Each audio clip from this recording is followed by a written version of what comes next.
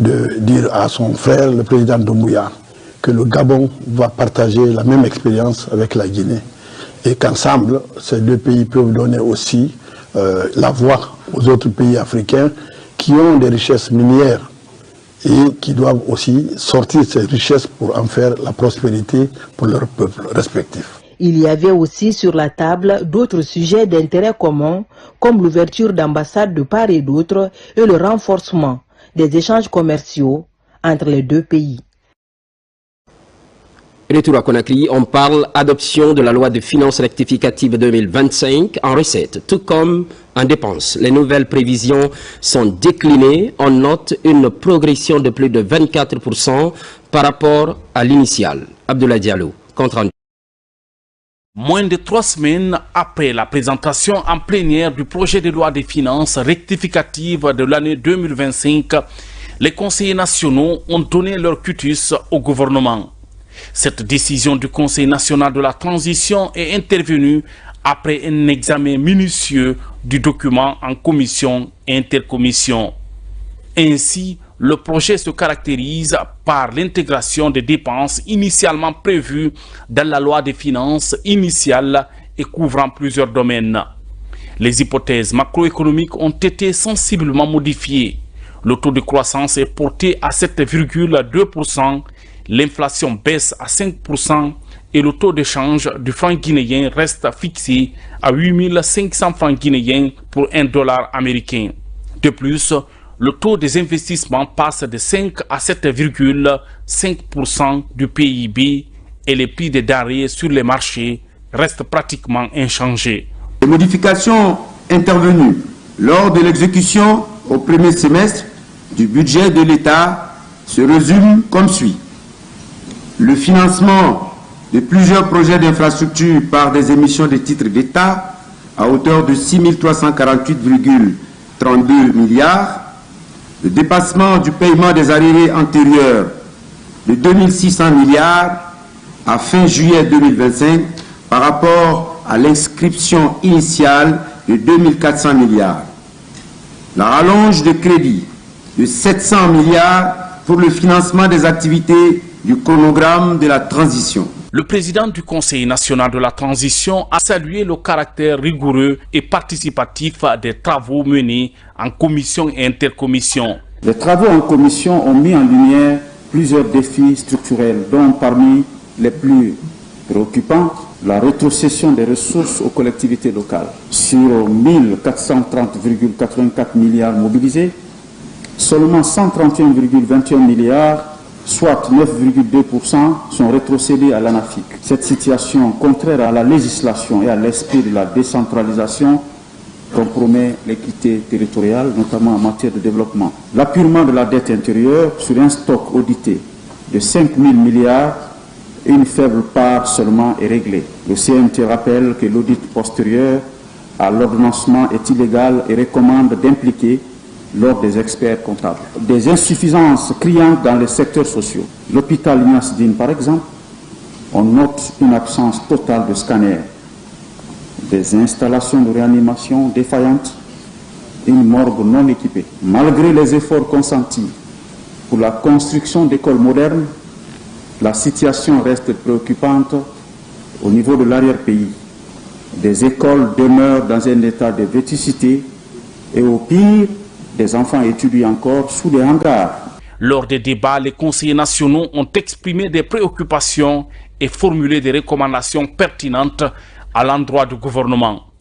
Nous parlons beaucoup de Simandou 2040 et le monde entier nous regarde. Tout le monde dit que ça bouge en Guinée. Si vous venez dans nos hôpitaux à Ignace Dine et que vous trouvez la situation qui est décrite ici, vous allez dire, mais il y a Super Chéri. De quelle Guinée on nous parle? Et nous en sommes conscients. Nous allons tout faire pour nous y attaquer. Et de façon méthodique, comme le président Mamadi sait le faire quand il s'attaque à un problème de société. En ce qui concerne la route Mamou Labé et puis Mamou Fana, nous sommes très avancés, je le dis sous couvert du ministre des Infrastructures. On n'est pas loin le lancement des travaux, vous vous souviendrez que nous avions connu un déficit budgétaire de 3,03, on est à 4,07. Cette variation est motivée justement par la prise en compte de certains investissements par voie de titres. Au chapitre des recommandations, le CNT insiste sur deux urgences nationales: la rétrocession effective des ressources aux collectivités locales et l'apurement de la dette intérieure.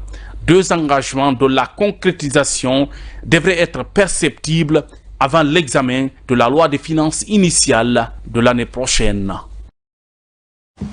Une question dans ce journal. Que devient le droit de cotisation sociale d'un travailleur qui quitte le privé pour l'administration publique et vice-versa? La Caisse nationale de sécurité sociale et la Caisse nationale de prévoyance sociale trouvent enfin un accord sur la question. Il s'agit de clarifier les responsabilités dans la prise en charge du travailleur concerné. Mamadi Ternakamisoko pour les éclairages. C'est une réforme majeure qui s'inscrit dans la volonté du gouvernement guinéen d'assurer des prestations sociales équitables et de garantir la continuité des droits des travailleurs. Depuis plusieurs années, des milliers d'agents ont quitté le secteur privé pour intégrer l'administration publique et inversement. Une mobilité qui soulève une question essentielle. Que deviennent les droits déjà acquis depuis des années de cotisation à la Caisse nationale de sécurité sociale et à la Caisse nationale de prévoyance sociale? C'est pour y répondre que ces deux institutions ont signé une convention destinée à clarifier les responsabilités et déterminer laquelle doit prendre en charge les droits du travailleur. La Caisse nationale de sécurité sociale couvre l'ensemble des travailleurs du secteur privé et assimilé, et quant à la caisse sœur de la prévoyance sociale, c'est l'ensemble des fonctionnaires. Il n'est pas normal que nous soyons membres de la conférence intra-africaine de la prévoyance sociale où il y a la portabilité dans les États. Et c'était incongru d'avoir cette portabilité à travers les frontières et ne pas l'avoir à l'intérieur d'un même pays où deux caisses travaillent bien, où deux caisses ont opéré des réformes.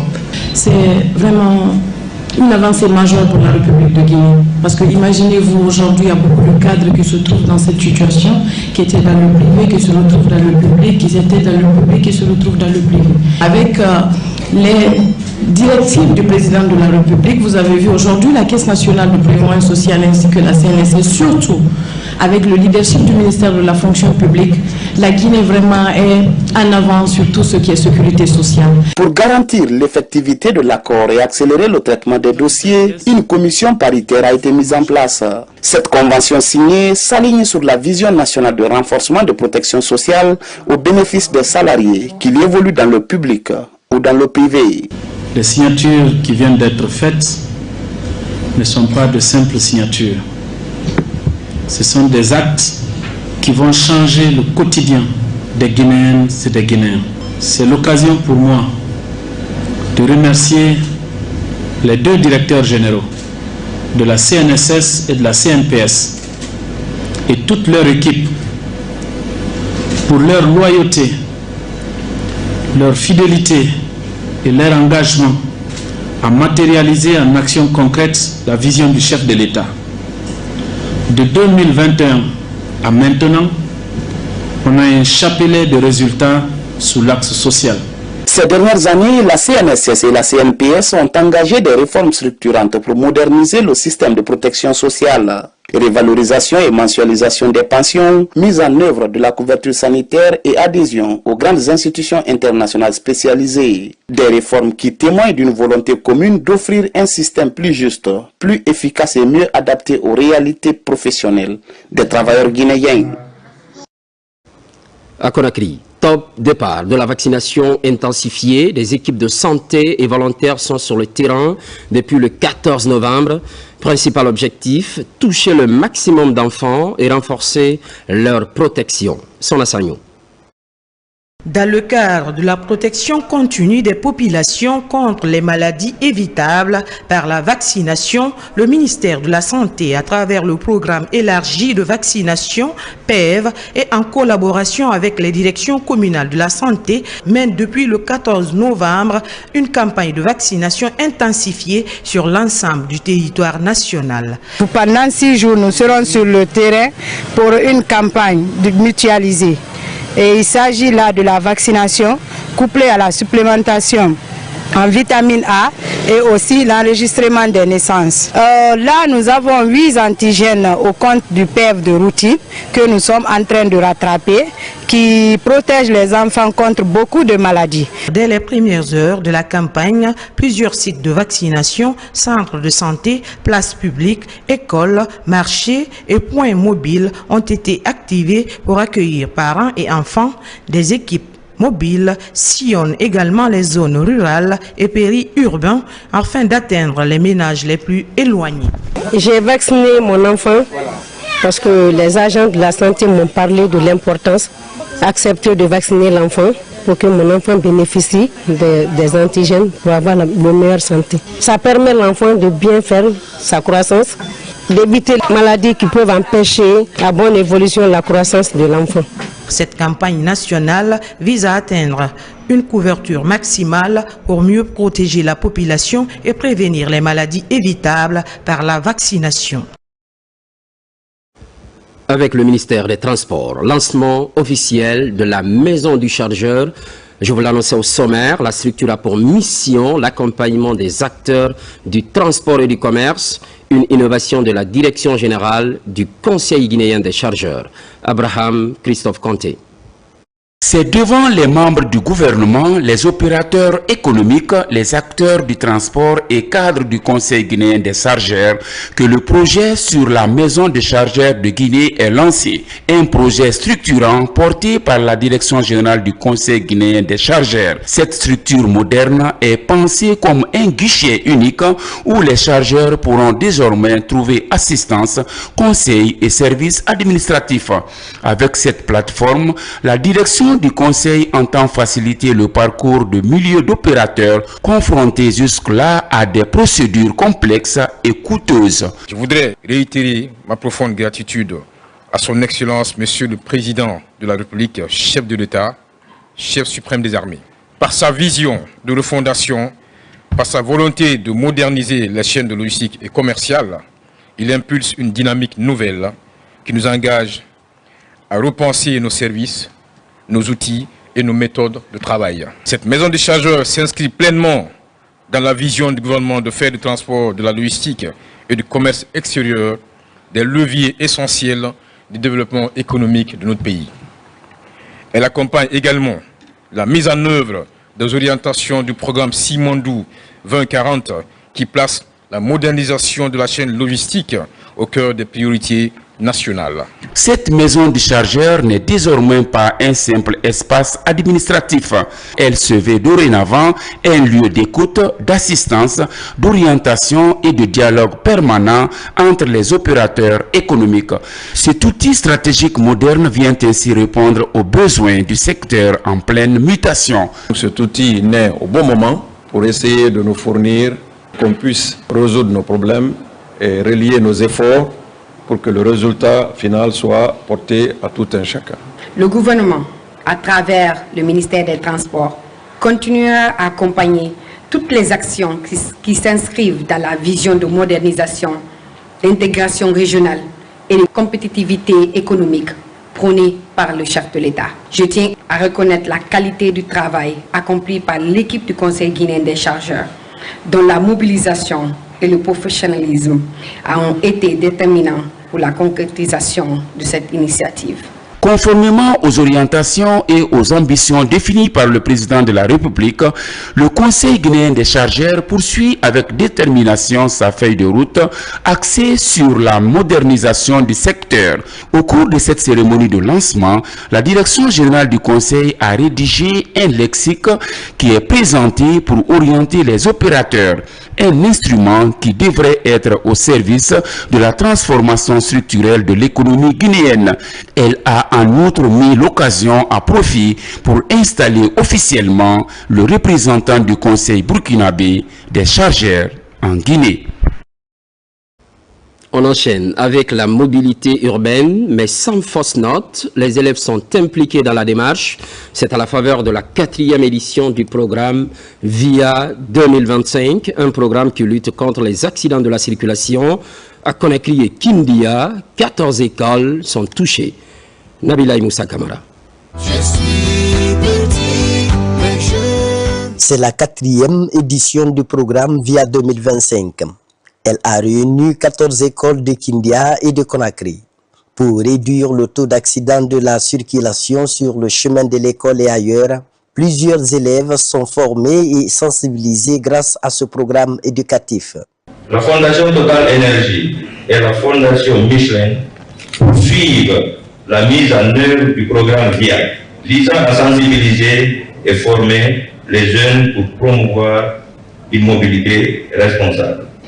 Nous ne célébrons pas seulement une compétition entre écoles, nous célébrons une idée, un mouvement, celui d'une jeunesse consciente, responsable et actrice de sa propre sécurité.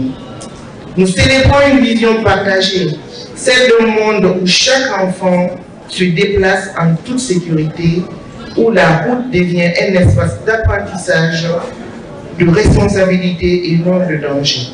Ces élèves sont désormais considérés comme des ambassadeurs de la mobilité sûre. En cette cérémonie de clôture du concours VIA 2025, des prix ont été décernés à plusieurs écoles. Une synergie d'action pour sauver des vies. Je remercie l'ONG Edifem parce que c'est grâce à cette ONG qu'on a pu faire tout ça et à nos points focaux et notre principal. C'est une offre de soulagement pour moi, une grande satisfaction. Et je suis très ravi, très content. Après cette étape de sensibilisation des jeunes élèves sur la mobilité sûre, ces bénéficiaires sont appelés à partager les connaissances acquises à leurs amis, mais aussi au reste de la communauté.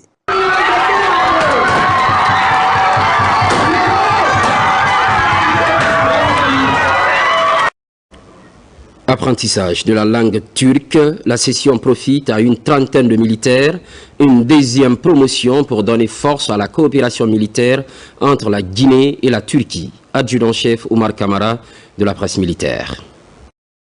Sélectionnés sur la base d'un test ouvert à l'ensemble du personnel, ces militaires font désormais partie de la deuxième promotion du laboratoire de langue turque. Cette cérémonie marque officiellement le lancement de leur formation à l'école militaire interarmée de Guinée, EMIA. Un événement rehaussé par la présence des autorités militaires et des coopérants militaires turcs venus témoigner de l'importance de ce partenariat linguistique et stratégique. Que cette promotion trouve dans cette formation non seulement un enrichissement professionnel, mais aussi un vecteur d'amitié et de partenariat durable entre nos nations. Ce programme n'est pas seulement un apprentissage linguistique, il représente un pont solide d'amitié et de coopération entre la Turquie et la Guinée. À travers la langue turque, nous partageons également notre culture, nos valeurs et notre histoire commune. Dispensée par la Fondation Marif, cette formation devrait permettre aux militaires guinéens d'acquérir des compétences linguistiques devant les servir dans leur future mission. Aujourd'hui, nous sommes ici pour le premier jour du cours qui pourrait être un tournant dans nos vies. Bien que le processus d'apprentissage d'une langue étrangère soit difficile, les récompenses qu'il offre sont inestimables. L'apprentissage de la langue turque est l'un des segments majeurs de la coopération militaire avec la Turquie. Il contribue à la montée en puissance des forces armées guinéennes en s'inscrivant pleinement dans la dynamique de réforme engagée par les autorités militaires. Ce partenariat turco-guinéen que nous avons l'honneur de traduire ici dans le domaine de la formation interarmée ne cesse de se renforcer à travers des initiatives concrètes, pragmatiques et bénéfiques pour nos deux nations. Depuis le 5 septembre 2021, la coopération militaire entre la Guinée et la Turquie s'est diversifiée. Cette dynamique se traduit notamment par l'envoi des stagiaires guinéens en Turquie dans le cadre des programmes de formation spécialisés. Aujourd'hui, une vingtaine d'étudiants issus de ces centres poursuivent leur cursus en Turquie. Sensibilisation sur le projet Simandou, la campagne se poursuit à Farana. Le collectif Diaspora est au contact de la jeunesse et c'est pour faciliter la compréhension de ce méga projet. Bakary Bambakonde. La préfecture de Farana, carrefour historique et culturel, est la 5e étape de la tournée de sensibilisation du collectif Diaspora Langoundé sur le projet et le programme Simandou. La rencontre qui s'est tenue dans une ambiance d'écoute et de dialogue a réuni un large public désireux de comprendre les enjeux de ce méga projet pour l'avenir de leur région et de la Guinée. Le projet Simandou pose des problématiques environnementales très importantes. Cependant, l'État a pris des mesures drastiques pour protéger notre environnement. L'Agence guinéenne d'évaluation environnementale fait une évaluation. C'est un processus qui permet justement de mesurer l'impact que le chantier peut avoir sur l'environnement. Le collectif a rappelé sa mission, informer les populations sur les opportunités et les défis liés aux grands projets de développement comme Simandou, afin de favoriser une large participation citoyenne. Par rapport à leur explication que vraiment le projet Simandou,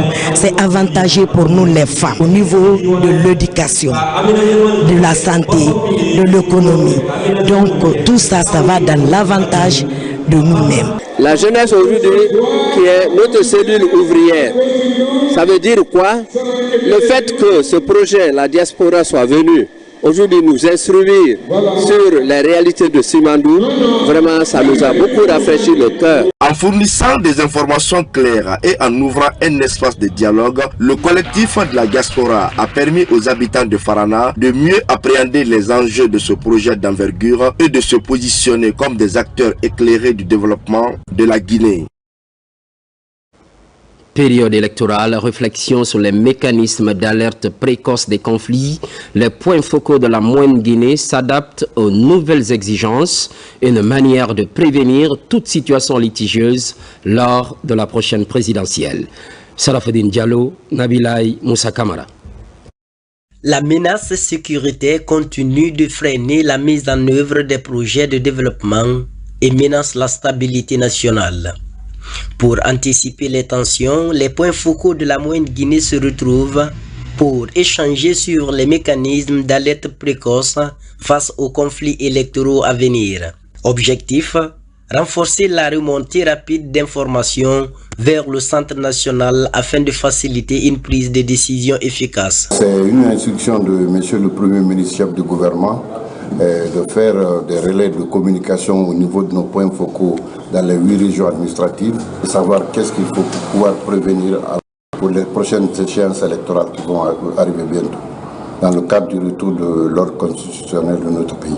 Après le scrutin référendaire, il était nécessaire quand même qu'on se retrouve avec les alerteurs pour faire le point de la situation par préfecture par rapport aux risques potentiels qui est susceptible d'empêcher le bon déroulement du scrutin prochain. Durant la rencontre, les participants sont formés à l'identification des signes de conflits préélectoraux et à la transmission rapide des données sur le terrain.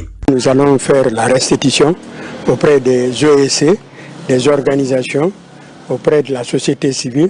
Ensuite, nous allons recueillir des informations auprès des communautés et alerter le gouvernement et ensuite proposer des solutions et aussi assurer le suivi et évaluation des activités sur le terrain. Le centre de coordination du mécanisme d'alerte précoce se positionne aujourd'hui comme un outil stratégique de prévention des risques sécuritaires, un dispositif essentiel pour préserver la paix et la stabilité, en Guinée comme dans l'ensemble de la CEDEAO, avant, pendant et après les élections. Et puis, cette nouvelle approche, il s'agit de l'agriculture hors sol. Pour le moment, il faut préparer les esprits. Ça se passe à Mandiana. Les femmes rurales sont ciblées. Objectif, lutter contre la famine et la pauvreté. Noumousso Diakité, précision.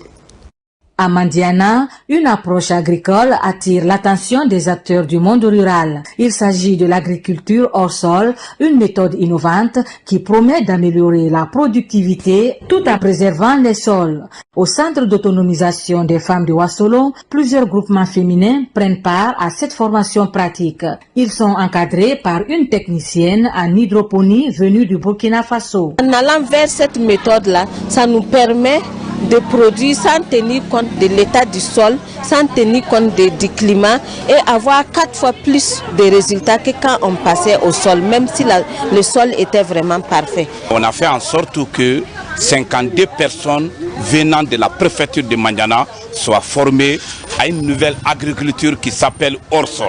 Rendre la production agricole plus résiliente face aux effets néfastes de la dégradation des sols et au changement climatique, une opportunité pour les participants de diversifier leurs sources de revenus tout en améliorant la sécurité alimentaire locale. À travers cette nouvelle méthode, nous espérons désormais atteindre notre objectif en apprenant aux autres femmes de nos communautés à la pratiquer. Il ne s'agit pas d'avoir des connaissances seulement, mais il faut pratiquer. Parce que quand vous ne pratiquez pas, vous allez oublier. Donc, arrivez dans vos différentes localités, vous allez organiser des sessions de restitution et surtout de pratique. Cette expérience pilote suscite de l'espoir au sein des groupements féminins qui comptent faire désormais de l'agriculture hors sol un levier majeur de transformation agricole dans toute la préfecture.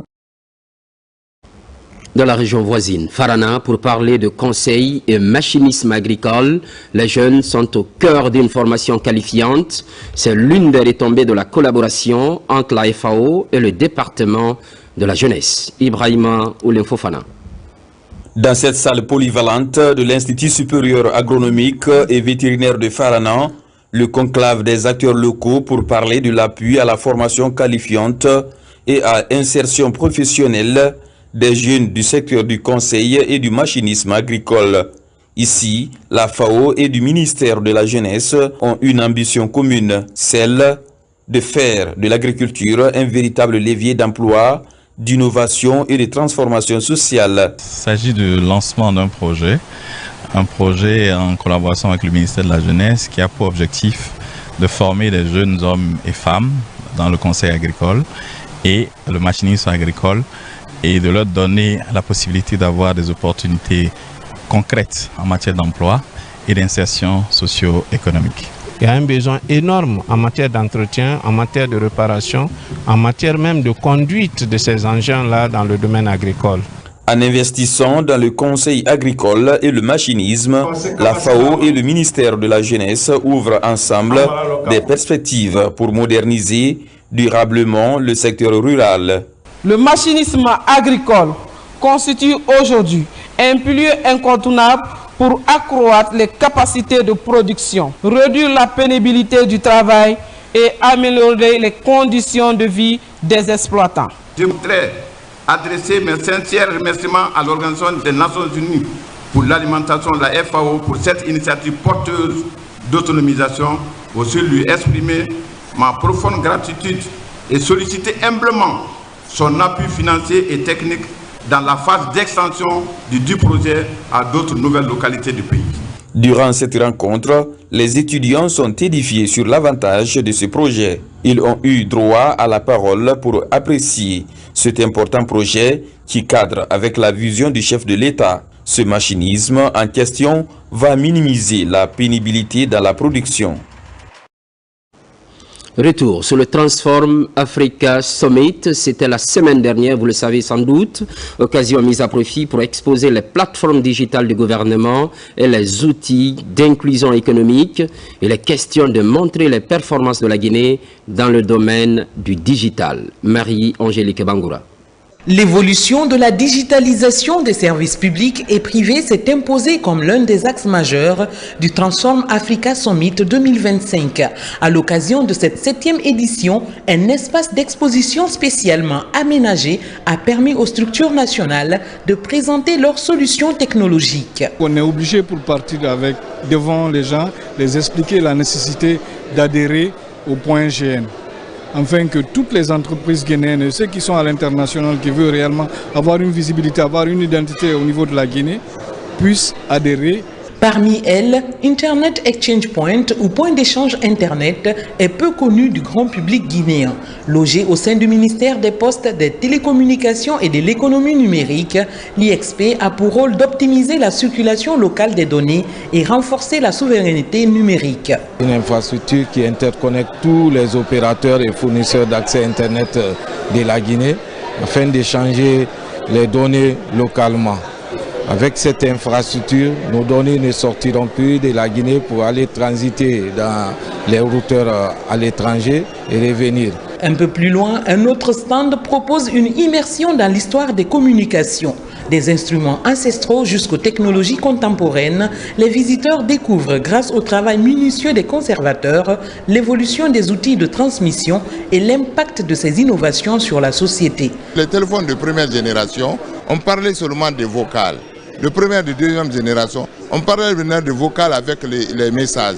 De troisième génération, on parlait maintenant de vocales, des messages et l'image. Voilà maintenant aujourd'hui, on parle maintenant de vidéos avec les téléphones de quatrième génération. C'est là maintenant l'impact maintenant d'évolution et la sortie maintenant de l'intelligence artificielle. Au-delà des démonstrations, le Transform Africa Summit 2025 s'est révélé être une plateforme idéale pour les services digitaux nationaux. L'événement leur a permis d'identifier de potentiels partenaires et d'esquisser de nouvelles pistes de collaboration. Implication à tous les niveaux de la société, c'est le défi que se fixent des organisations de la société civile.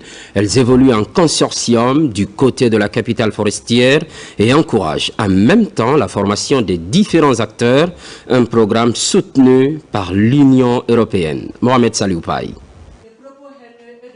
Appel à l'action participative du leadership féminin dans la prévention des conflits et de la promotion de la paix pour les élections pacifiques en Guinée forestière est l'un des axes contenus dans le portefeuille du consortium des ONG CRS, Rasgui et Enfants du Globe dans la région forestière.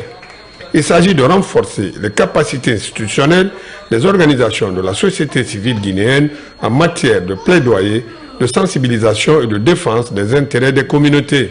Ces projets visent à renforcer le leadership féminin, la culture de la paix, de la citoyenneté responsable, de la cohésion sociale et de la gestion participative pour une gouvernance locale inclusive dans notre région. Pour répondre efficacement aux besoins réels du terrain, une dynamique collaborative est plus que nécessaire. C'est un appel à la synergie d'action entre les acteurs. Nous voulons répondre à l'une de vos aspirations les plus légitimes, celle de pouvoir concevoir, soumettre, mettre en œuvre vos propres initiatives de développement au service des communautés locales que vous servez. Ces efforts constants pour promouvoir des initiatives en faveur de la jeunesse, de la femme et de la solidarité nationale méritent toute notre reconnaissance et notre soutien. Financé par l'Union européenne, le projet SOCIDIP vise à promouvoir une société civile inclusive, représentative et engagée dans le processus de la transformation sociale. Zéro grossesse et zéro violence dans les écoles, loin d'un slogan. Un concours national est organisé par l'INRAP. Finalité, prévenir les mariages précoces et les violences basées sur le genre en milieu scolaire. Abdulaziz Baldé. Zéro grossesse et zéro violence en milieu scolaire, une thématique primordiale pour le ministère de l'enseignement préuniversitaire et ses partenaires. À travers le lancement de ce concours, les porteurs de projets entendent faire les centres d'apprentissage de lieux sûrs et propices à l'épanouissement de chaque adolescent, en particulier les jeunes filles. Dans le nouveau programme qui doivent sortir très bientôt, à partir des classes de CM, des thématiques sur des questions d'éducation comme à la sexualité seront largement traités. Tout ce combat-là, c'est pourquoi? Pour prévenir des mariages d'enfants, pour prévenir des IST, VIH, SIDA, pour prévenir des violences basées sur le genre, pour promouvoir la planification familiale. Ce programme est plus qu'un concours, mais un appel à l'action. afin de prévenir les grossesses et les violences en milieu scolaire. Assurer une éducation complète aux adolescents est un impératif pour le MEPUA, soutenu par l'UNFPE. Selon une étude récente réalisée en 2023, il ressort que sur 678 élèves filles interrogées dans les ménages, 139 filles, soit 21%, ont eu des grossesses au cours des 3 dernières années. Au vu de ce constat alarmant, il devient impératif d'assurer une éducation et information complète aux adolescentes et jeunes, surtout ceux en milieu scolaire. Souvent, le calendrier scolaire se confronte souvent au cas de grossesse des candidats pendant les examens. Donc c'est pourquoi j'invite les IRE qui sont là à ce que les outils qui sont présentés puissent être développés dans le bon sens dans les milieux scolaires. Pendant 2 mois, près de 1000 écoles seront en compétition pour assurer l'accomplissement du potentiel des adolescentes et des jeunes. Entrepreneuriat jeune, une nouvelle dynamique voit le jour. Formation de 1500 jeunes de la région de Kindia. C'est gratuit. Elle porte sur la création d'entreprises, la gestion financière et l'autonomie. Ça, Martin Fansinaduno. La ville de Kindia a accueilli la première étape d'un ambitieux programme de formation initié par le PDG d'AM Group et d'AM Conseil, Ali Badra Kondé, ancien journaliste, devenu formateur et entrepreneur. Cette initiative, dont l'objectif est de former gratuitement 5000 jeunes à travers tout le pays, a connu un lancement remarquable avec 1500 jeunes formés à Kindia, soit 3 fois plus que les 500 initialement prévus. La cérémonie de clôture a été marquée par la remise officielle des attestations aux 1500 participants. Cela prouve à suffisance que la jeunesse guinéenne aujourd'hui est résolument engagée à se construire, à se façonner, et tout en connivence avec l'idée ou la politique prônée par le président de la République, Mamadi Doumbouya, pour notre souveraineté économique. Les participants ont bénéficié de sessions intensives portant sur les compétences professionnelles, le développement personnel, l'esprit entrepreneurial et les techniques d'employabilité, avec pour ambition de renforcer leur autonomie et leur accès au marché du travail. Parmi eux, certains ont bénéficié de l'accompagnement direct d'AM Group, à l'image de cette dame revenue de l'aventure de la Tunisie. Elle est prise en charge par AM Group pour une formation complète de 2 mois en engin point lourd à Cancan. Une autre a été accompagnée pour la survie de son entreprise. J'ai trouvé la formation d'Elhadj Ali Badra Kondé bénéfique. Dans les échanges, Elhadj Ali Badra Kondé s'est engagé à m'aider à suivre une formation en engin poids. Et monsieur le directeur général de l'hôpital a pris en charge ma mère malade. Cette formation de masse gratuite, menée indépendamment par Ali Badra Kondé, PDG d'AM Group et d'AM Conseil, complète les efforts nationaux de promotion du capital humain et favorise un climat d'engagement citoyen. Si la jeunesse de Kindia se réveille, la jeunesse de Kindia tient à la formation. C'est parce que le développement d'un pays, c'est d'abord la jeunesse. Et AM Group est venu former la jeunesse. La première promotion de cet ambitieux programme de formation porte le nom de la mère du président de la République, conférant une dimension symbolique à l'initiative et saluant un engagement maternel souvent évoqué comme source de valeur et de détermination dans le parcours du chef de l'État, lui-même un modèle pour ses jeunes. Gouvernance locale participative, la commune de Symphonia est en expérimentation. Le code révisé des collectivités fait l'objet d'appropriation par les responsables à la base. C'est pour déboucher sur une bonne gestion administrative. Marwan Kamara. Ils sont essentiellement constitués des membres des conseils de quartier, administrateurs de marché et présidents de jeunesse de la commune de Symphonia. Ces acteurs locaux sont à l'école de la gouvernance locale participative. Ici, le code révisé des collectivités locales est passé au peigne fin. pour une meilleure appropriation. L'année dernière, nous nous sommes fixés un certain objectif que nous avons atteint.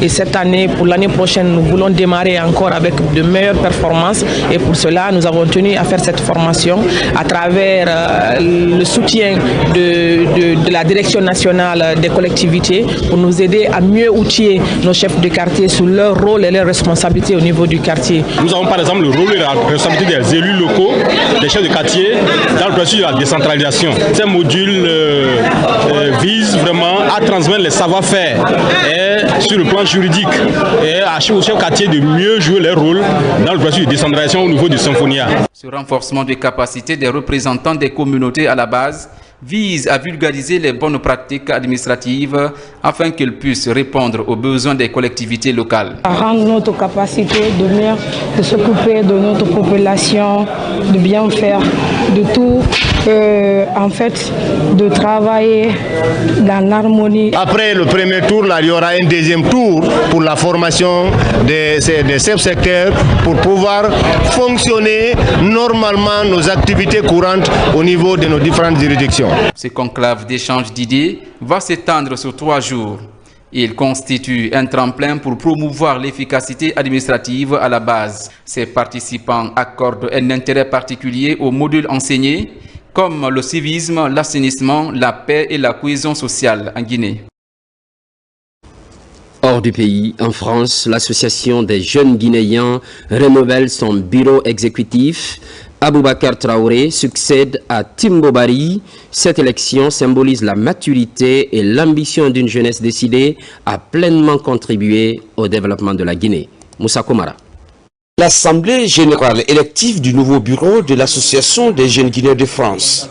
Un moment fort de la vie de cette plateforme créée il y a près de 20 ans. L'occasion pour le bureau sortant de présenter les acquis de son mandat. Aujourd'hui, la JGF est la structure de la diaspora qui a une capacité la plus élevée de mobilisation de la diaspora. On a aujourd'hui aussi cette capacité de mobilisation de nos partenaires. Je pense que il y a une semaine, on était à la 5e édition du Salon de l'Emploi. On a eu près de 2000 personnes, plus d'une trentaine d'exposants. Lorsque la crème de la crème des entreprises guinéennes, des institutions vous font confiance et font le déplacement pour venir participer, c'est une grosse satisfaction. Après un vote en ligne de plusieurs heures, le nouveau bureau est élu à la majorité. À sa tête, Aboubakar Traoré qui symbolise une nouvelle génération engagée et ambitieuse. Un grand sentiment de fierté. Il y a beaucoup de responsabilités au niveau de ce poste-là. Il y a beaucoup de potentiel au niveau de la diaspora. Il va falloir relever cette ambition-là, relever ce jeu. Moi, de mon côté, je sais qu'il y a beaucoup de choses à faire encore. On peut aller beaucoup plus loin au niveau de l'association, structurer les ressources financières de l'association, travailler sur le sentiment d'appartenance des bénévoles, créer de nouveaux événements pour fédérer la diaspora. Entre héritage et ambition, cette association s'offre un nouveau souffle. Ici, les attentes sont nombreuses pour une diaspora tournée vers le changement. Je m'attends à ce qu'il y ait beaucoup plus d'opportunités pour les jeunes qui quittent la Guinée pour la France, qu'il y ait des opportunités de travail par exemple, sur l'alternance, sur le logement et aussi sur la démarche administrative. Porter la diaspora guinéenne très haut, c'est le rêve qui caresse ce nouveau bureau tout au long de son mandat. C'est l'un des titres de ce journal. Concours de beauté Miss Guinée, 6e édition placée sous le haut patronage de la première dame, Lauriane Doumbouya. Place aux préparatifs, les candidates s'entraînent pour 30 jours, une manière de rester focus sur les sujets à débattre. Lors de la compétition, des dispositions en termes de formation approfondie sont déjà prises. Abdoulaye Diallo, Mohamed Bangoura. Cette retraite des candidates de Miss Guinée est une période de préparation où les candidates sont isolées du monde extérieur pour se concentrer sur leur formation, leur préparation mentale et physique, ainsi que sur les activités spécifiques liées au concours. Cette rencontre est une étape décisive pour le comité car elle marque ici la rentrée officielle solennelle de nos candidates finalistes au programme de résidence. Le programme de résidence est un programme de rencontre, de formation, de coaching, mais aussi de performances qu'on a mis parmi tant d'activités au sein du programme d'activité globale du comité, qui permet ici de renforcer les capacités des candidates, d'être outillés, d'être mieux préparés pour affronter notamment la grande finale. Cette année, 24 candidates, dont 12 de l'intérieur du pays et 2 de la diaspora, vont concourir autour du thème « Les femmes dans les métiers techniques et industriels pour une meilleure participation dans le projet Simandou ». Ce thème met en avant le rôle clé que les femmes peuvent jouer dans les secteurs stratégiques du développement national. C'est la même détermination qui m'anime encore aujourd'hui et je pense que je suis plus que préparée pour remporter la couronne nationale. Pour cette édition, j'attends une compétition équitable, valorisante, enrichissante, où chaque candidate aura la chance de relever son défi. La finale de ce grand événement qui célèbre la beauté physique et intellectuelle des jeunes filles aura lieu le 13 décembre.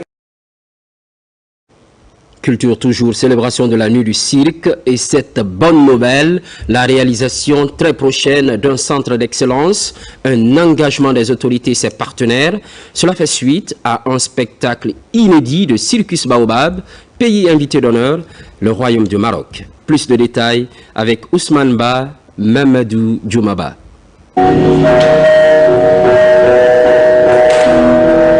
C'est un spectacle époustouflant qui met en exergue le génie créatif de ces acrobates du Circus Baobab.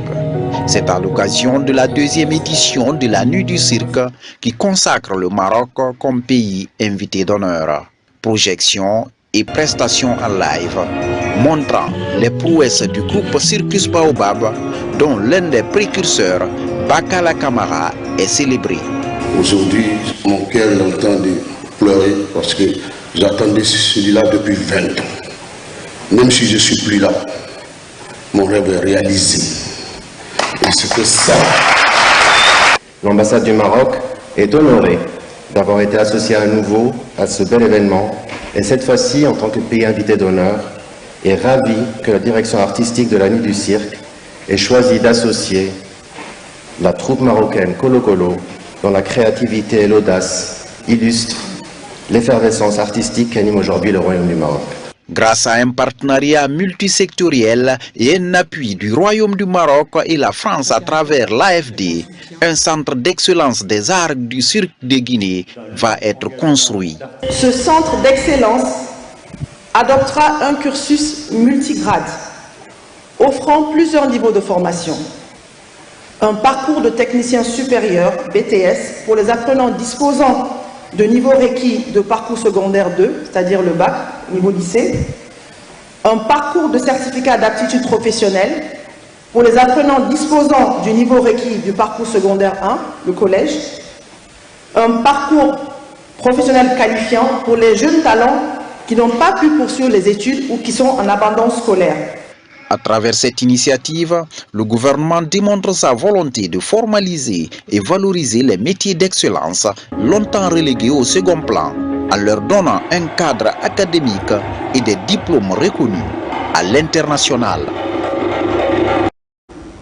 Et pour finir, douleur et consternation suite au décès de Ernest Beldoré, artiste chanteur émérite de la région forestière. Il a succombé de la maladie le 16 novembre dernier. Ernest Beldoré était l'un des piliers du patrimoine culturel de la région forestière et de la Guinée. Chanteur talentueux, il avait le don de transcrire et de valoriser la riche tradition de son terroir à travers les chansons. Son œuvre musicale demeure un précieux héritage, témoin de son attachement à l'identité guinéenne. Reposez en paix. L'actualité évolue en Guinée, notre paradis, terre de richesse et d'innovation. Les programmes se poursuivent. Constante fidélité à toutes et à tous. À très vite.